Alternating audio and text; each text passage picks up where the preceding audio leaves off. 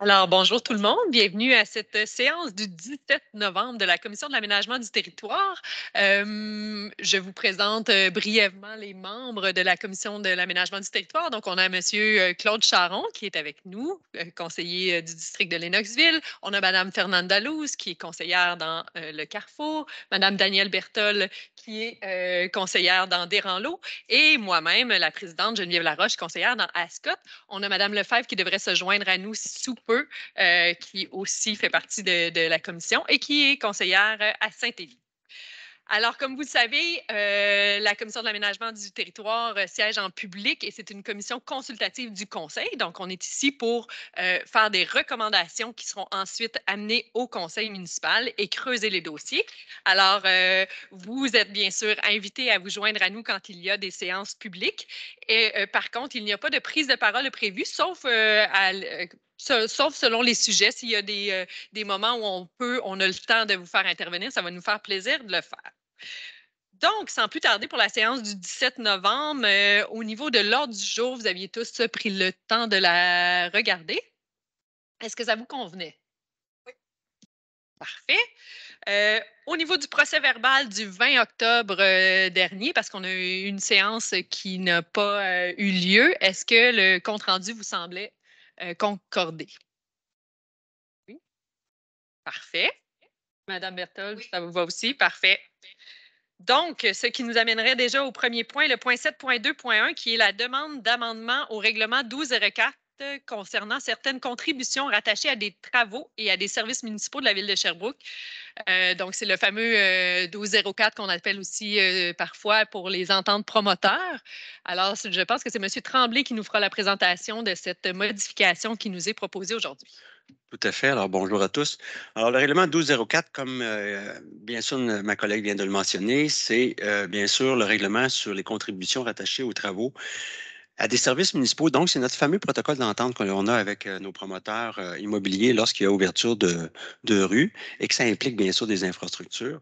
Alors, on a une convention d'entente qu'on appelle convention promoteur, mais finalement, c'est vraiment la contribution liée aux travaux parce qu'on doit bien sûr récupérer les infrastructures là, qui seront qui seront installées bien sûr là, sur les nouvelles rues.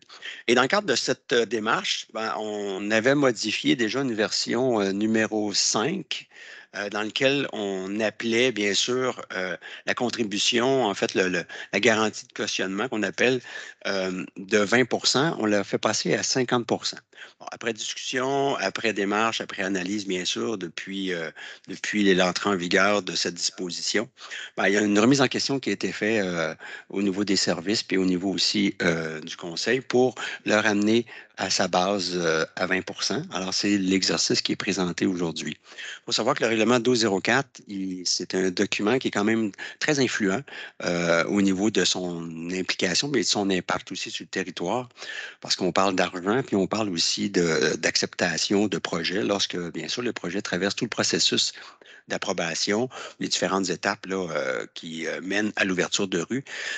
Dans un grand projet, on peut parler d'un programme ou d'une démarche là, qui peut prendre de 3 à 5 ans, dépendamment de la complexité et des dispositions qui sont présentées dans le cadre d'un projet promoteur. Donc, le règlement 1204 est appelé à être modifié en version 6 pour revenir avec une contribution à 20 plutôt qu'à 50 mais éventuellement, il y aura probablement d'autres versions qui vont apparaître. Là, c'est un document vraiment qui est évolutif. En fait, c'est un règlement qui est évolutif en fonction des aspirations de la ville. À cela, j'appelle déjà l'indication que la ville s'est développée par couronne. Alors, est-ce que les contributions pourront être attribuées en fonction des couronnes? Aujourd'hui, on n'en parle pas, mais c'est quelque chose qu'on pourra peut-être regarder dans le temps, éventuellement. Mais aujourd'hui, on se concentre sur la contribution, là, en fait, la garantie de cautionnement qu'on appelle, ou la garantie d'exécution, je vais prendre le vrai terme, la garantie d'exécution, l'article 5.3.3, pour le ramener à 20 Voilà. Merci. Est-ce que c'est possible quand même de préciser un petit peu pourquoi on en est venu à cette conclusion-là? Puis comment, parce que moi, je me souviens, il y avait quand même le souci dans le fait de ramener ça à 50 de s'assurer que lorsqu'il y a des chantiers qui ne se terminent pas comme on le souhaiterait, qu'on puisse avoir des leviers plus grands financiers pour nous-mêmes pouvoir terminer des travaux lorsque ce n'est pas fait par l'entrepreneur qui devait le faire. En fait, la raison de la garantie d'exécution, c'est justement pour tirer.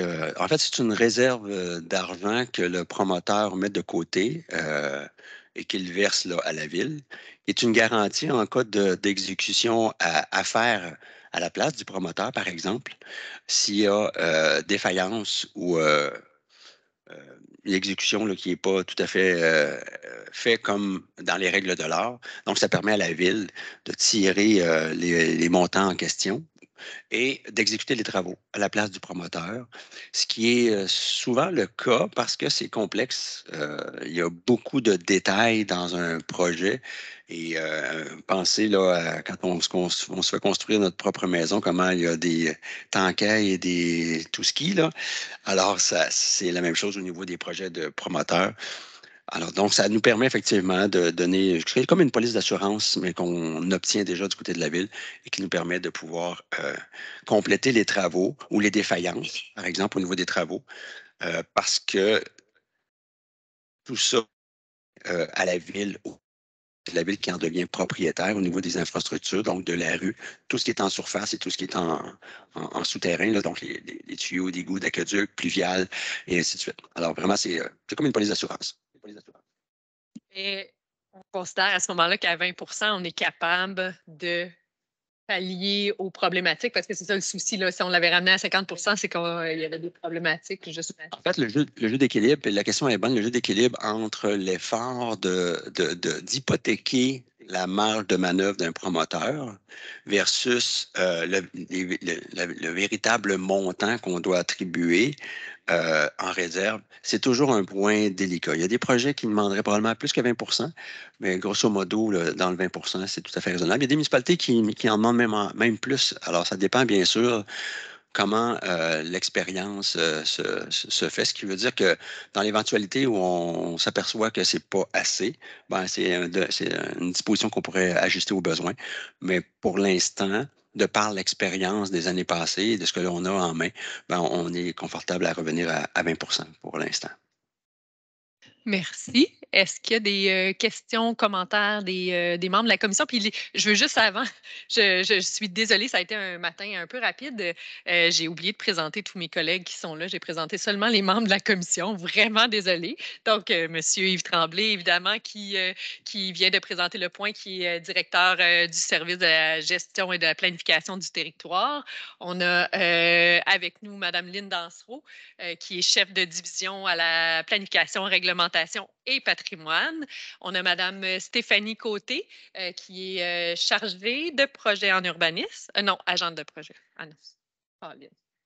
Je vais finir par tout. On a M. Michel Beauchesne, qui est là pour un dossier subséquent, qui est chargé de projet en urbanisme cette fois. On a Mme Prisca Gilbert, qui est soutien aux élus. Et on a Mme Cyrielle Fleury, qui est conseillère à la direction générale. Et on a bien sûr Mme, non la moindre, Mme Sophie Lacombe, qui est secrétaire de direction avec nous. J'oublie personne, là. Je vous avais déjà nommé Mme Lefebvre tantôt en disant que vous étiez sur le point d'arriver. Donc, est-ce qu'il y avait des questions, commentaires sur ce point-là? Oui, M. Charon. J'ai la main levée depuis tout à l'heure. Je m'excuse. Sorry. C'est que j'ai un problème. Mon écran se désaffiche, fait que je ne vois pas toujours. Non, mais on le voit à l'écran là. Hein? Merci. Je regarde déjà deux. Alors, Mme Berthold. Alors, désolée de prendre votre place, M. Charon, mais quand on fonctionne avec les mains levées, c'est comme ça que ça arrive. Donc, c'est une discussion qu'on avait eue au moment de l'adoption du 1204-5. On s'interrogeait vraiment à savoir s'il y avait vraiment une nécessité à faire passer la caution de 20 à 50 il y a eu beaucoup de discussions autour de ça parce que le point, entre autres, de Mme Gravel, c'était que si jamais que, puis peut-être que, Donc, on était beaucoup en supposition, puis c'était comme une garantie pour la ville. Puis à ce moment-là, on s'était dit, bon, ben OK, pourquoi pas, augmentons à 50 pour finalement réaliser. Puis c'est ce qui est le fun quand on émet ou quand on applique de nouveaux règlements ou on fait des changements, c'est qu'on peut voir à l'usure, malgré que ça fait pas si longtemps, puis avec l'expérience, puis les années qui sont passées, si vraiment c'était une nécessité de le faire. Pour avoir discuté avec plusieurs promoteurs, pour plusieurs, pour eux, ça n'avait aucun impact que de passer de 20 à 50 trouvaient que ça avait, ben, je dirais pas ni qu'une tête, là, mais que ça faisait pas de sens vraiment parce qu'ils ne l'utilisent jamais. Maintenant, est-ce que ce sont seulement les gros promoteurs qui peuvent se permettre de dire ça, puis c'est plus difficile au niveau des petits? Ben, à ce moment-là, si c'est plus difficile au niveau des petits de rencontrer leurs exigences et tout ça, ben, je pense qu'à 20 c'est déjà de faire en sorte que c'est quand même, à 50, c'était trop. Probablement, c'est ce qui retarde plusieurs, qui pourrait retarder plusieurs développements puis plusieurs actions. Mais je pense qu'à 20 comme ça a toujours été, ben, ça va favoriser tout le monde sans défavoriser personne. Alors, je pense que c'est vraiment un bon pas que l'on fait versus le 1204-5 et qu'on apporte ce changement à la réglementation. Alors, je suis en faveur. Oui, ben en fait, en addition de ce que Mme Berthold vient de dire, il faut se rappeler que quand on a fait la modification du tiret 5, de 2012-04-5, on a aussi incorporé plein d'autres dispositions, d'autres responsabilités qu'on a amenées vers le promoteur et non pas du côté de la ville. Entre autres, les coûts des trottoirs, un paquet d'autres dispositions qui étaient déjà en supplément à l'effort promoteur, effectivement. Donc, ça, c'est une des dispositions qu'on vient rebalancer là, dans l'ensemble du portefeuille de participation promoteur versus la ville, ce qui fait en sorte qu'on conserve les autres dispositions en tant que telles, puis on va évoluer, bien sûr, avec le marché puis avec le contexte. Puis il faut savoir aussi que quand on a fait le premier appel de modification, le 1205, donc dans lequel on vient rejouer, ben, on avait fait une validation auprès de plusieurs autres municipalités dans ce type de règlement-là pour voir où est-ce qu'on se situait, nous, comme ville. Est-ce qu'on était plus généreux, on était moins généreux, et on était relativement on était dans le haut du peloton, je vous dirais, dans la contribution qu'on donnait aux promoteurs. Donc, on est venu un peu rééquilibrer certaines choses, mais cette disposition-là, c'est quand même une disposition importante parce que c'était 50 du coût des travaux que le promoteur devait déposer. Ce qui veut dire qu'un projet de 2, 3 millions, 4 millions, 10 millions, faites le calcul, c'est la moitié qu'on demandait en plus du projet. Alors là, on le ramène à 20 parce que gros projet fait quand même un bon montant qui nous permet de pouvoir faire les correctifs là, à la pièce avec 20 Effectivement, puis on sait que, comme le disait Mme Berthold, c'est les plus petits qui peuvent avoir plus de difficultés. Et là-dedans, il y a aussi les coopératives, les OBNL d'habitation et tout. Fait que, tu sais, ça donnait aussi, tu sais, c'est pas tous des OBNL ou des coop qui ont les reins aussi solides. Fait qu'on voulait, ce qu'on peut dire par contre, c'est je pense qu'il y a un souci de rester vraiment à l'affût, comme disait M. Tremblay, là, pour s'assurer, par contre, que les montants répondent bien, qu'on est capable d'aller les chercher et qu'on est capable de clore tous les projets, que ça se fasse bien et qu'on ne soit pas perdant au bout de la ligne. Monsieur Charest, vous avez baissé votre main? Ou? Oui, j'ai baissé mes mains. Ah, Mme Berthold a répondu à ma question. parfait. Est-ce que, est-ce qu'il y avait d'autres commentaires, questions? Tu dis. Ben ouais, voilà. Alors, donc, vous êtes bien favorable à cette modification de ramener à 20 l'ensemble des membres. Vous êtes à l'aise avec ça? Parfait. Merci beaucoup. Oui. Ce qui nous amènerait au point 7.2.2, demande d'amendement au règlement 1200 de zonage et de lotissement de la Ville de Sherbrooke, ajout de la tenue d'événements temporaires sur le domaine public ainsi que sur les terrains privés situés dans les zones commerciales incluses à l'intérieur du périmètre du centre-ville et où des places éphémères ont été aménagées dans la Ville de Sherbrooke, bien sûr. Alors, c'est Mme Stéphanie Côté qui va nous présenter ce point, je crois. Non, Mme Dansereau? C'est pas moi qui vais présenter le point. Je veux seulement souligner qu'on a la présence également de Émilie Pinard, qui est chef de division, je crois, de événements. Écoutez, je n'ai pas son titre en tête précisément, mais elle pourra, quand elle interviendra, le mentionner. Il y a Mme En effet. Laure Letarte-Lavoie aussi. Il y a Mme Laure Letarte-Lavoie qui s'est jointe à nous aussi en personne et M. Kibonge qui devait se joindre aussi en Oui, ligne. je suis en ligne. C'est ça. Je suis là. Parfait. Je vous suis Bonjour. depuis le début. Et Mme Pinard, vous êtes avec nous aussi? Oui, absolument. Parfait. On peut y aller, Mme Côté. Bonjour. Donc, on va passer à la présentation. Et-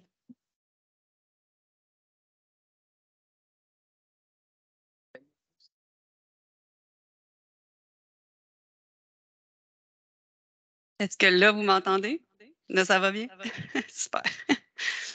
Donc, il y a eu la tenue de l'événement Cher Blues and Folk au début du mois de juillet 2022 sur le site du Maxi, qui est un terrain privé, qui a mis en lumière le fait que le règlement 1200 de zonage et de lotissement n'autorise pas les événements temporaires, autant sur le domaine public que sur les immeubles privés. On sait aussi qu'en 2023, évidemment, il va y avoir plusieurs activités là, destinées à la population cherbourgoise. Donc, c'est important de venir modifier le règlement pour les autoriser. Puis, comme le disait Mme Dansereau, c'est le service des sports, de la culture et de la vie communautaire, la division des événements, qui est responsable de l'autorisation des événements temporaires sur le domaine public, ainsi que sur les immeubles privés en vertu du règlement général. Et en fait, prochaine diapo. C'est lors d'une séance du comité exécutif du mois d'avril dernier qui a permis que le Cher Blues and Folk puisse se tenir sur un terrain privé par une résolution spéciale. Puis, il y avait deux conditions, en fait, pour tenir l'événement. C'est qu'on modifie le règlement 1200 et aussi le règlement général parce que ce n'était pas déjà permis là, de le faire sur un terrain privé. Donc, je vais commencer par vous expliquer un petit peu comment ça fonctionne, les deux le règlement général, en fait, pour les événements temporaires. Le règlement général, en fait, il y a le règlement 1300, puis on a le règlement numéro 1 aussi. Donc, dans le règlement numéro 1300, on a les événements sur le domaine public.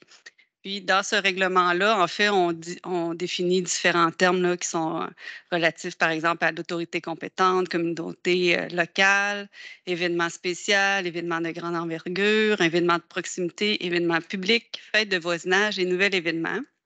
Aussi, on encadre les demandes d'autorisation pour l'occupation du domaine public lors de la tenue d'un événement sur le territoire de la ville.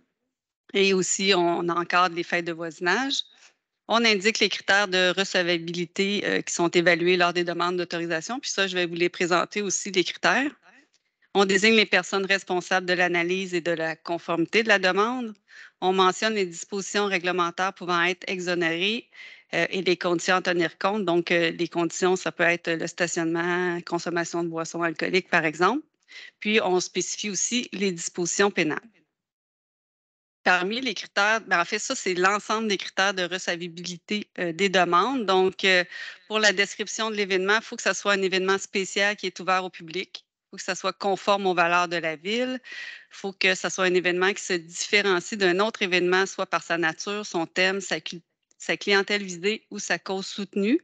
Il faut que la date de réalisation de l'événement soit compatible au calendrier global des événements de la ville. Le lieu demandé, évidemment, il faut que le lieu soit disponible et que la taille des infrastructures et des équipements respecte l'emplacement. L'historique organisationnel, en fait, l'organisme doit être immatriculé au registraire des entreprises du Québec depuis au moins 6 mois. Et dans le cadre d'un événement de collecte de fonds, il faut que les fonds soient remis à un organisme de bienfaisance enregistré à l'Agence du revenu du Canada. Il y a des critères financiers et administratifs. Le budget doit être réaliste. L'événement est couvert par une assurance responsabilité. Puis, pour le plan du site ou du parcours, l'événement est en cohésion avec l'occupation normale de l'espace et le demandeur démontre sa capacité à assurer la sécurité du public et des installations. Donc, ça, c'est les critères, dans le fond, que la division des événements regarde pour autoriser ou non un événement. Donc, quand ils reçoivent la demande, comme je viens de dire, là, ils évaluent les critères de recevabilité. Ensuite, ils font une demande de conformité auprès du directeur du service de police et du directeur du service de la protection contre les incendies. Et puis, si ils reçoivent des avis de conformité, l'événement peut être tenu et ils délivrent l'autorisation. Ensuite, pour le règlement numéro 1, c'est la partie pour les événements spéciaux sur des immeubles privés. C'est sensiblement la même chose que sur le domaine public. La seule chose, c'est que dans les définitions, on a ajouté la définition de place publique, puis on a enlevé celle de fête de voisinage, parce que les fêtes de voisinage, en fait, c'est toujours sur le domaine public. Donc, on a les mêmes éléments pour l'autorisation de l'événement sur un immeuble privé que sur un immeuble public. Puis, les critères de recevabilité, la seule différence, c'est qu'on n'a pas de critères financiers et administratifs. On n'évalue pas ce critère-là. Ensuite, pour les personnes responsables pour la conformité de la demande, on ajoute le directeur du service de la planification et de la gestion du territoire parce que dans ce cas-là, sur le domaine privé, on a visé certaines zones à travers la ville. Puis ça, je vais vous en reparler. En fait, c'est ce qu'on va intégrer dans le règlement 1200 pour les autoriser, en fait, pour ne pas les permettre partout sur le territoire. Puis, donc, ça prend une vérification auprès du service de la planification et de la gestion du territoire pour savoir si c'est conforme au règlement. Ensuite, on a les mêmes dispositions réglementaires pouvant être exonérées et les mêmes dispositions pénales. Donc, ce que nous, on propose, en fait, puis il y a eu quand même une bonne discussion qui a eu lieu avec la division des événements. C'est vraiment en partenariat, là. Donc, ce qu'on propose, c'est d'ajouter une définition parce que présentement, on n'a aucune définition pour un événement, là, que ce soit temporaire ou non. Donc, nous, on propose d'ajouter à la terminologie au chapitre 2 une définition pour l'événement temporaire. Donc, ça serait l'expression événement temporaire désigne un rassemblement de personnes organisées à des fins publiques et destinées à l'ensemble de la population, et ce, pour une période de temps limitée et préétablie. Donc, c'est quand même assez simple comme définition, mais ça vient quand même cadrer ce que ça veut dire. Ensuite, dans le règlement présentement 1200, on a déjà une section qui est le chapitre 10 qui parle des dispositions relatives aux usages et aux constructions temporaires. Donc, dans les constructions temporaires, on a par exemple des bâtiments sur un chantier de construction. On peut avoir les abris d'auto temporaires. Ça, c'est vraiment, on parle vraiment de construction dans ces cas-là. Puis, pour ce qui est des usages temporaires, là, on parle de, je peux vous les nommer, la vente à l'extérieur de produits alimentaires saisonniers et de fleurs, la vente saisonnière des produits de la ferme, la vente d'arbres de Noël qui va arriver, là, j'imagine, la semaine prochaine. Ça va probablement. C'est peut-être déjà commencé. Bon, ben c'est bon. La vente ou l'événement sous la tente, les spectacles mettant en vedette les animaux sauvages, les marches. Oui, ça, c'est une particularité quand même étonnante, mais c'est ça. On pourra en reparler peut-être dans un prochain amendement. Les marchés publics, salons et activités de vente lors d'un événement. Donc, dans cette section-là, on viendrait ajouter des nouvelles normes pour les événements temporaires. Donc, ce qu'on propose, c'est de permettre les événements temporaires sur le domaine public partout sur l'ensemble du territoire, en fait, comme c'est déjà le cas présentement. Puis, étant donné que c'est des terrains de la ville, ça peut être partout, puis ça va être contrôlé, en fait, parce que ça appartient à la ville. Puis, pour les immeubles privés, on propose que ce soit dans les zones situées à l'intérieur du périmètre du centre-ville, tel qu'il est délimité au schéma d'aménagement et de développement révisé. Puis j'ai une carte juste après pour vous le montrer, ce que ça représente. Et dans les zones C1370, C1751 et C1752 qui correspondent aux places éphémères Placette King Est et Square Queen. Donc, j'ai des plans aussi pour vous montrer ce que ça veut dire.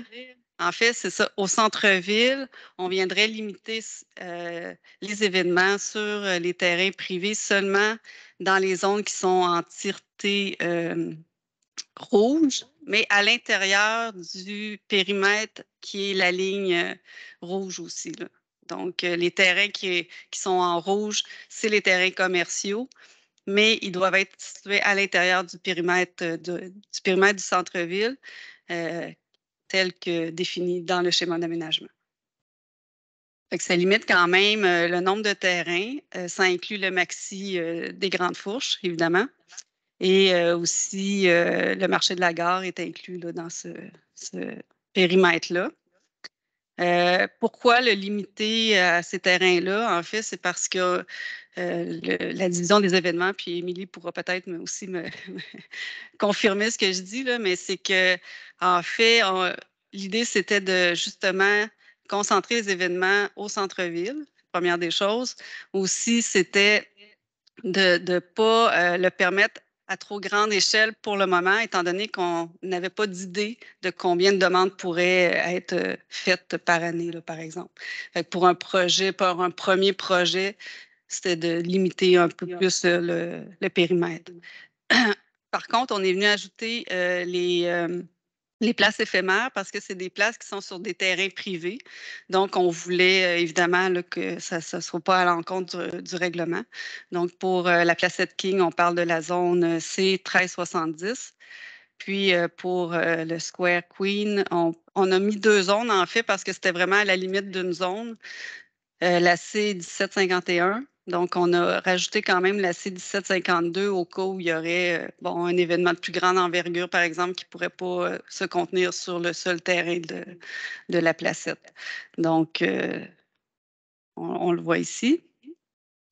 Donc, pour répéter, là, en fait, pour que ce soit clair pour tout le monde, ce qu'on viendrait rajouter dans le règlement 1200, c'est la définition pour un événement temporaire. Donc, un événement qui désigne un rassemblement de personnes organisé à des fins publiques et destiné à l'ensemble de la population, et ce, pour une période de temps limitée et préétablie.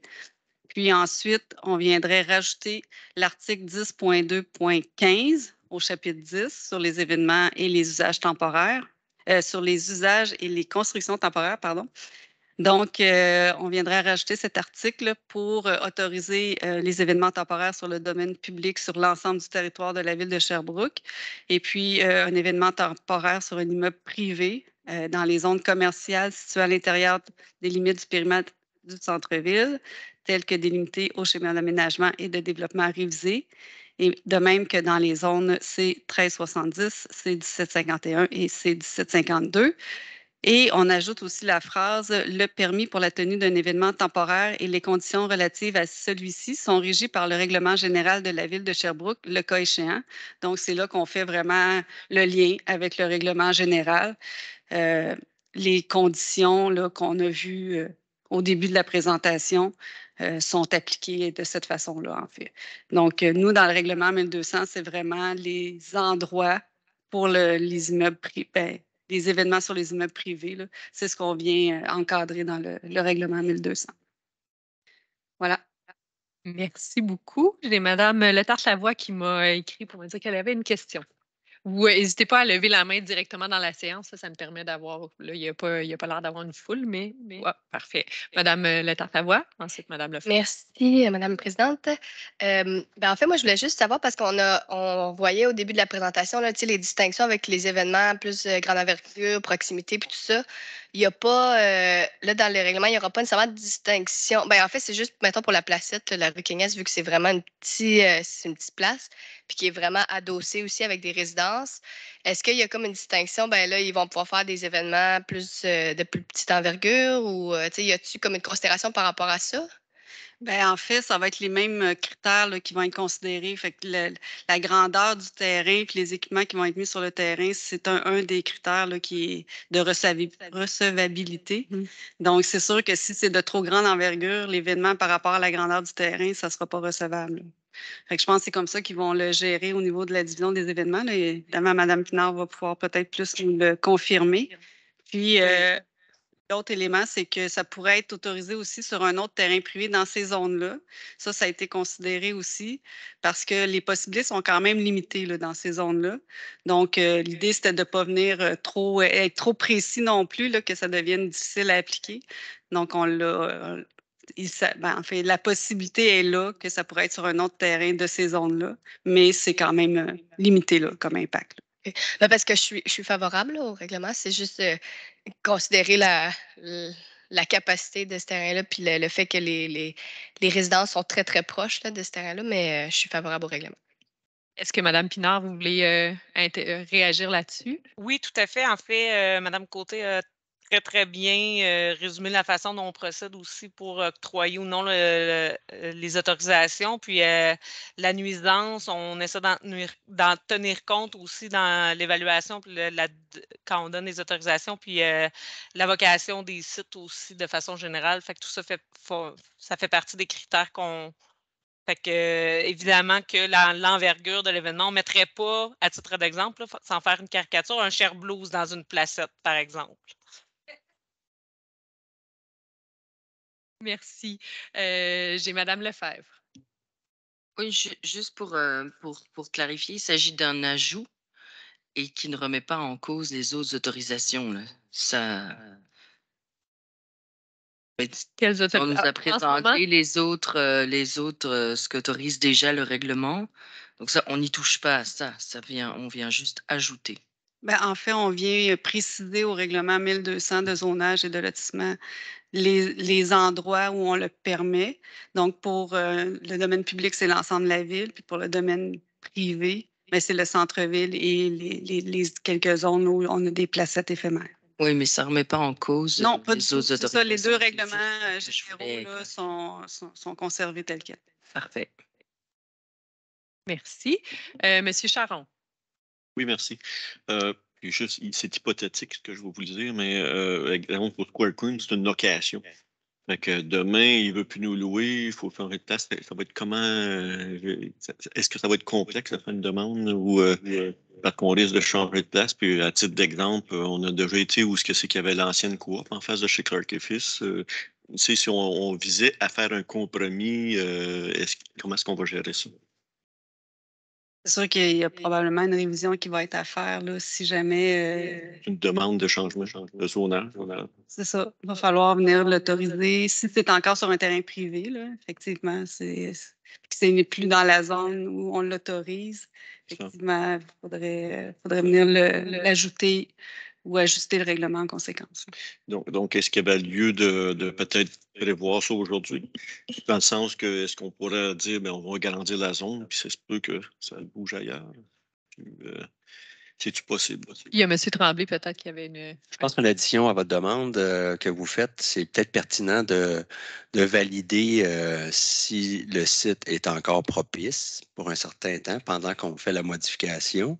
S'il est encore vivant pour un certain temps, je vous dirais de le faire vivre encore et puis on pourra intervenir au besoin à la pièce là, sans savoir où est-ce que ça va se positionner. Au lieu de faire un coup d'épée dans l'eau, comme on dit, on attendra la précision. Alors, vous nous tiendrez au courant, puis on pourra faire les ajustements au besoin. Ce que je disais, c'était hypothétique, donc oui.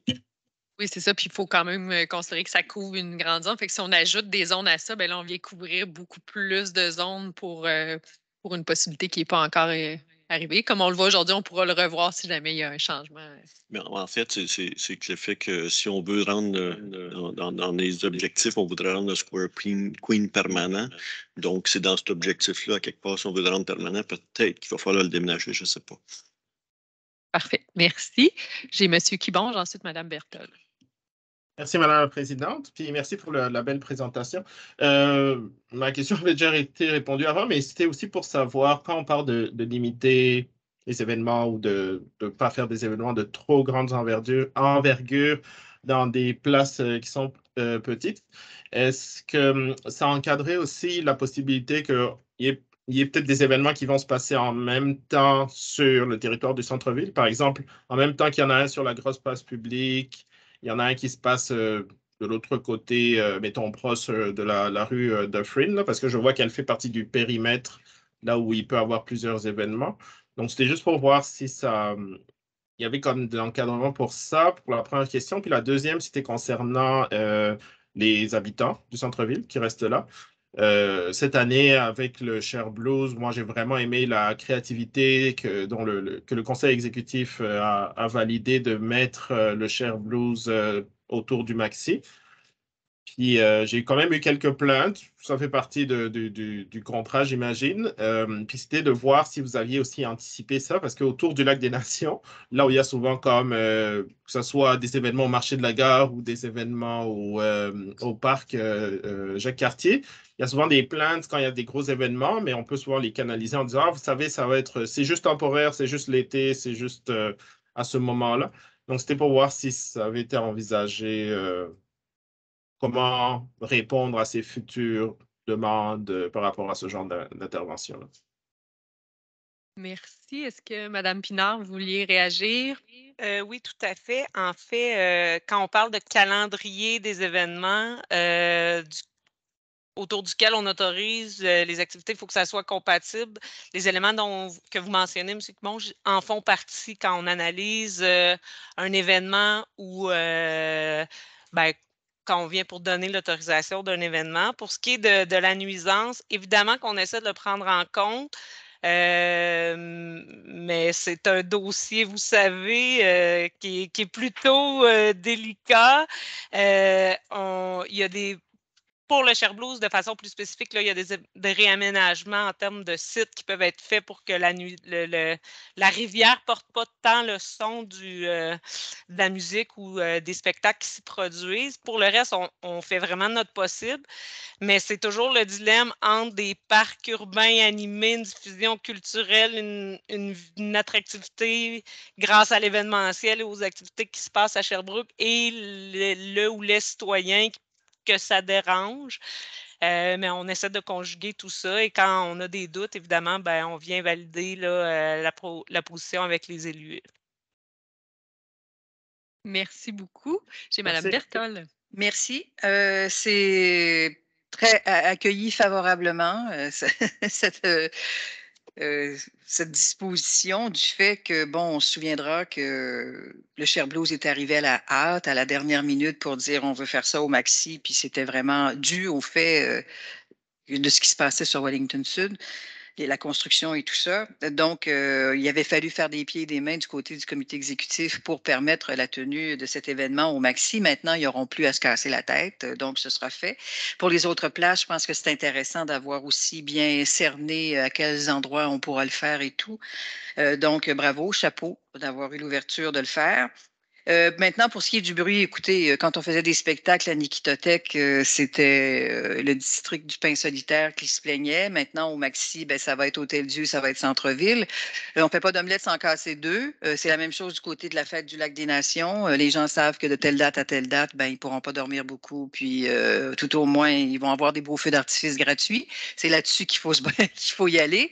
Puis, c'est pas juste les gens qui habitent près. Là. Moi, Sylvain Porte, du côté du district de Desranleau, en Haute-Galvin, j'entends très bien les spectacles. Là, je peux pas. Donc, c'est vraiment question de vent et question d'environnement.